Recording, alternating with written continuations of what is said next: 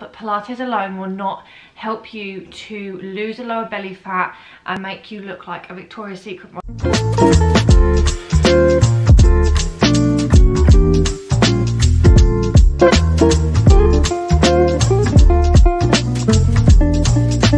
Hello everyone and welcome to another piece of my wisdom. Today I'm here to talk about another very important question that I get asked probably at least twice a week, is how do we get rid of the lower belly fat and will Pilates help tone it up? Well, it's quite a complex answer due to the fact that you cannot spot reduce fat. When you see exercises that will improve your lower belly, get rid of your lower belly, shrink it down, yes, it will shrink it down, but you're only going to shrink it down in one way, and that is if you lose weight. That's for a completely different video and I'll talk more about that next week, but for now I'm here to solve the question of will Pilates get rid of my lower belly? Well, it will and it won't. If you're in a deficit with your food, which again I'll explain next week, then yes, you probably will, but Pilates alone will not help you to lose a lower belly fat and make you look like a Victoria's Secret model. This won't happen. Our abdominals are only one muscle. So when you do your exercises and you just keep pushing your belly out and out and out, what happens is you will just look bigger. You will not look more trimmed, you will not look more toned, because if you are still eating more than you consume, honestly, you'll just get bigger and you won't look nice and slim.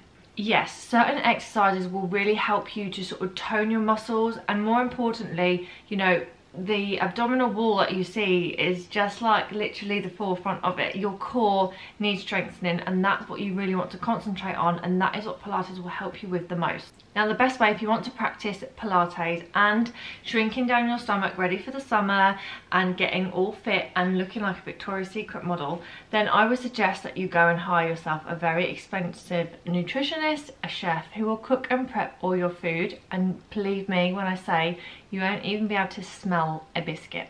Now, the biggest thing is if you want to lose weight, I would say one of the best ways to lose weight is to go for a very brisk walk. Walking will really help you to get your calorie deficit up for the day, and it will really help you to stay fit. Try and stand up nice and tall when you walk. Again, we always want to think of our posture. For at least 30 minutes, you want a good brisk walk. Now, you don't have to run to try and lose the belly fat. Walking is actually much better for you. And what I would say is, if you want to walk and then practice, say 15 minutes of your core, that's probably the best way in which will really help to sort of warm everything up, and then practice your abdominal exercises. Now, be very careful when doing your core work. If you are doing it when your muscles are cold or when you are tired, you're probably more likely to sort of pull a muscle, and it's really uncomfortable when you pull a muscle around the sides of the body or in the abdominals, because really there's no real amazing way to stretch out the core. So make sure that you are nice and warm. One of the biggest things about losing that lower belly fat is you have to make sure you are in a caloric deficit. So I will explain more about this next week. Basically, you need to burn off more than what you are consuming. Now, this can get quite complicated, so I will do another video about this next week, but the best thing to do is track what you're eating. Stop indulging in little snacks here and there, because honestly it is the worst way that we put on weight, and eventually you'll start to sort of shred down and see your core and your abdominals. Walking is one of the most sustainable ways to lose weight, because it is sustainable. You will keep doing it. If I was to say to you to go for a run after work for 30 minutes to 45 minutes, you'd probably stop after 2 days because you're knackered. You don't need to do that. All you need to do is go for a nice brisk walk, keep a good pace, and it will really help you to burn excess calories. It gets you out in the fresh air, it puts you in a great mood, and again, you can always practice your core exercises after your walk. It's proven that fat breaks down with oxygen. That's why it's almost so much better to walk than it is to run, because when you start running, you do use a different source of energy.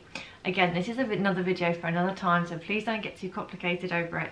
But just know, just go for a nice brisk walk. Best ways to tone up your stomach is stop snacking, stop eating more than you consume, and go for a nice walk, and then do a little bit of core.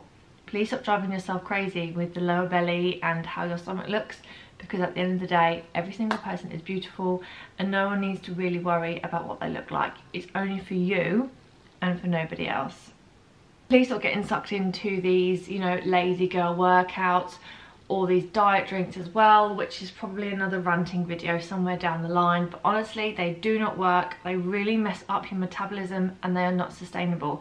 The bottom line with fitness is, if it's not sustainable, don't even start it, because what will happen is you'll start off really well and then you'll drop down and then your mood will drop down because you've dropped down and you're not seeing the results that you want.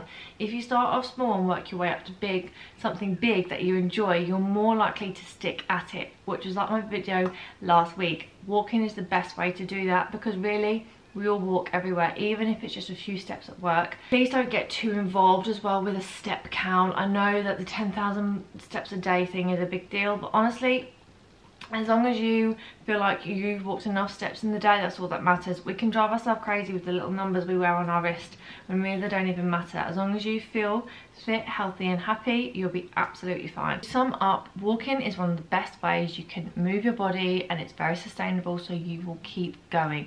Remember, doing 1,000 sit-ups will not allow you to have a smaller stomach, and I'll talk more about your weight loss and the secret to it next week. But if you want to lose weight off your stomach, you have to shrink the fat down first, and then you can start working on your core muscles. Doing lots of sit-ups and so much core will only push your stomach out, and therefore you will look bigger. I'll be talking more about weight loss next week, as it's one of the most common questions I also get asked, and I really hope that you're enjoying these videos. Please like and subscribe, and I'll see you next week for more wisdom. Have a gorgeous day, and remember how beautiful you are.